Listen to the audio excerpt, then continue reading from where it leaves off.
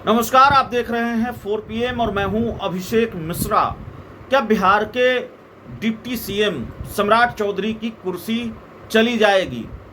देखिए, बिहार के deputy CM सम्राट चौधरी की कुर्सी चली जाएगी, ये सवाल इसलिए है कि सम्राट चौधरी वहीं पहुंच गए हैं जहां कभी तेजस्वी यादव पहुंचे, जहां कभी सुशील मोदी पहुंचे, जहां कभी तारकिशोर प्रसाद पहुंचे और जहां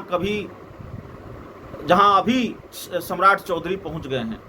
दरअसल देखिए, सियासत की कहानियां दिलचस्प होती है, सियासतदानों की कहानियां बहुत दिलचस्प होती है, लेकिन कई बार बड़े बड़े सियासतदान, बड़े बड़े राजनेता जिस बंगले में रहते हैं उस बंगले की कहानी भी बहुत दिलचस्प होती है।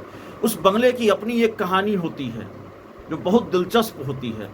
तो पटना में मुख्यमंत्री आवास के बगल में जिस बंगले में नीतीश कुमार रहते हैं, एक अन्य मार्ग, उससे सटा हुआ एक बंगला है, मतलब उसके करीब एक बंगला है, सटा हुआ नहीं, उसके करीब एक बंगला है 5 देश रत्न मार्ग। तो पटना में जो 5 देश रत्न मार्ग वाला बंगला है उसकी कहानी बहुत दिलचस्प है। आपकी स्क्रीन पर वो बंगला है, उस बंगले की तस्वीर आपकी स्क्रीन पर है। बहुत दिलचस्प कहानी है इस बंगले की। इस बंगले में सुशील मोदी रहे तो सुशील मोदी निपट गए, भाजपा में किस तरह से किनारे कर दिए गए और किस तरह से भारतीय जनता पार्टी में उनका कद छोटा किया जाता रहा, ये किस तरह से निपटते गए, मार्गदर्शक मंडल में भेजे चले जाते गए, ये बताने की ज़रूरत तो है नहीं। ये सारी चीज़ें सामने हैं, लेकिन इस लिस्ट में अकेले सुशील मोदी का नाम नहीं है। इस लिस्ट में इस बंगले में रहने वाले और भी कई लोगों का नाम है। तेजस्वी यादव की बात कर लेते हैं। तेजस्वी यादव तब भी इस बंगले में रहते थे जब 2015 का विधानसभा चुनाव महागठबंधन ने बिहार में जीता था। लालू, नीतीश और कांग्रेस ने मिलकर 2015 का विधानसभा चुनाव जीता था। तेजस्वी यादव बिहार के डिप्टी सीएम बने थे तब भी, और बिहार के डिप्टी सीएम के तौर पर तेजस्वी यादव को ये 5 देश रत्न मार्ग वाला बंगला अलॉट हुआ था।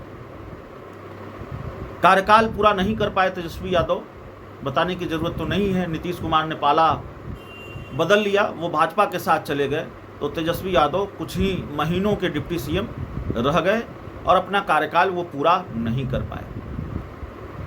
उसके बाद सुशील मोदी इस बंगले में रहने आए बतौर डिप्टी सीएम। सुशील मोदी को ये बंगला अलॉट हुआ, और सुशील मोदी को जब ये बंगला अलॉट हुआ तो जो मुझे याद है, जो मेरी जानकारी है, उसके बाद बिहार में 2020 के विधानसभा चुनाव हुए, और विधानसभा चुनाव हुआ तो भारतीय जनता पार्टी ने उनका पत्ता साफ कर दिया।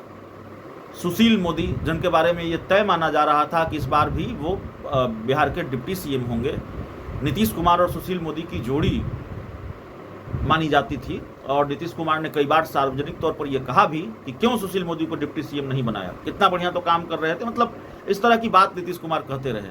तो नीतीश कुमार ने सार्वजनिक तौर पर यह मैसेज दिया कि वो चाहते थे कि सुशील मोदी डिप्टी सीएम बने, लेकिन नहीं बनाया गया। 2020 का चुनाव जीतने के बाद भारतीय जनता पार्टी ने रेणु देवी और तारकिशोर प्रसाद को बिहार का डिप्टी सीएम बना दिया। 2 deputy CM Bharatiya Janata party ने बनाए, तो उसमें से एक डिप्टी सीएम तारकिशोर प्रसाद को फिर ये 5 देश रत्न मार्ग वाला बंगला अलॉट हुआ, और 5 देश रत्न मार्ग वाले बंगले में तारकिशोर प्रसाद शिफ्ट हो गए। और फिर उसके आगे की कहानी आपको मालूम है। तारकिशोर प्रसाद भी उस बंगले में नहीं रह पाए, अपना कार्यकाल नहीं पूरा कर पाए। फिर नीतीश कुमार ने खेल कर दिया और वो आरजेडी के साथ आ गए, तो तारकिशोर प्रसाद से वो बंगला फिर छिन गया। तारकिशोर प्रसाद उस बंगले में नहीं रह सकते थे क्योंकि वो डिप्टी सीएम नहीं रहे। नीतीश कुमार जब आरजेडी के साथ चले आए, तो फिर तेजस्वी यादव डिप्टी सीएम बन गए, और तेजस्वी यादव जब बिहार के डिप्टी सीएम बने तो फिर उनको ये बंगला अलॉट हुआ। लेकिन कमाल देखिए कि तेजस्वी यादव भी अपना कार्यकाल पूरा नहीं कर पाए। नीतीश कुमार ने फिर खेला कर दिया, नीतीश कुमार ने फिर खेल किया और वो फिर बीजेपी के साथ आ गए। तो तेजस्वी यादव से ये बंगला फिर छिन गया है। अब सम्राट चौधरी को ये बंगला अलॉट हुआ है क्योंकि बिहार के 2 डिप्टी सीएम हैं विजय सिन्हा और सम्राट चौधरी। तो सम्राट चौधरी को ये बंगला अलॉट हुआ है। सम्राट चौधरी अब इस बंगले में रहेंगे, इस बंगले में वो शिफ्ट हो रहे हैं। तो 5 देश रत्न मार्ग वाला बंगला अब सम्राट चौधरी को मिला है। देखिए, भारतीय जनता पार्टी और जेडीयू का रिश्ता टूटेगा नहीं टूटेगा, 2024 के लोकसभा चुनाव के बाद क्या स्थिति होगी वो तो आने वाले दिनों में पता चलेगा। हम तो बस इस बंगले का जो इतिहास रहा है वो बता रहे हैं, और इस बंगले के इतिहास के आधार पर हम इस सवाल पर बात कर रहे हैं कि क्या डिप्टी सीएम सम्राट चौधरी की भी कुर्सी चली जाएगी क्या, यह भी बड़ा सवाल है। तो कई बार हमने आपको कहा कि बंगलों की कहानी भी बड़ी दिलचस्प होती है, सिर्फ राजनेताओं की कहानी दिलचस्प नहीं होती। सियासत में कई कहानियां फिल्मों की तरह होती हैं। राजनेताओं की भी सियासी घटनाक्रम भी होते हैं, वो कई बार फिल्मी होते हैं। और बिहार की सियासत की बात क्या करें, बिहार की राजनीति की बात क्या करें, यहाँ तो और फिल्मी कहानियाँ होती हैं।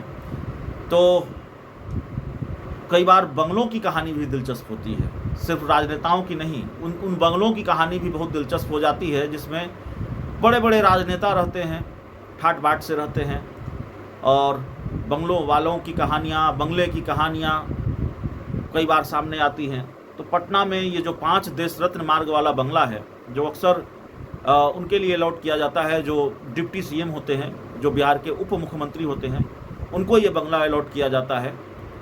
और अगर 2 डिप्टी सीएम हैं तो दोनों में से जिसका कद बड़ा है उसको आमतौर पर यह बंगला अलॉट किया जाता है। तो सम्राट चौधरी, जिनका कद विजय सिन्हा से जाहिर तौर पर बिहार बीजेपी में बड़ा है, दोनों डिप्टी सीएम हैं, सम्राट चौधरी भी और विजय सिन्हा भी, लेकिन कद के मामले में सम्राट चौधरी आगे निकल जाते हैं, तो उनको ये बंगला अलॉट किया गया है।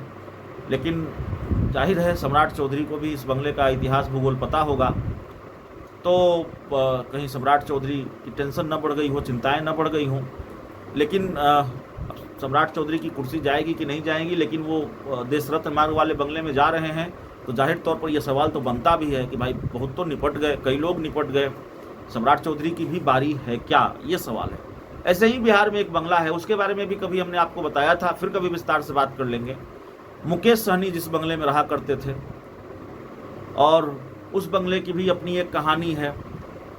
उस बंगले में न मुकेश सहनी अपना कार्यकाल पूरा कर पाए, न आलोक मेहता अपना कार्यकाल पूरा कर पाए, वो भी मंत्री थे, बतौर मंत्री उनको ये बंगला अलॉट हुआ था। मंजू वर्मा बिहार सरकार की मंत्री थी, वो भी अपना कार्यकाल पूरा नहीं कर पाई। तो बिहार में कई ऐसे बंगले हैं जिनकी अलग अलग कहानियां हैं और बहुत दिलचस्प कहानियां हैं। बंगलों की कहानी भी हम आपके सामने लाते रहेंगे। अगर कुछ बताने लायक हुआ और 5 देश रत्न मार्ग वाले बंगले जैसी कहानी अगर है किसी बंगले की, तो वो कहानी भी हम आपको बताएंगे। इस पूरी रिपोर्ट में, इस पूरी खबर में इतना ही। बहुत बहुत धन्यवाद।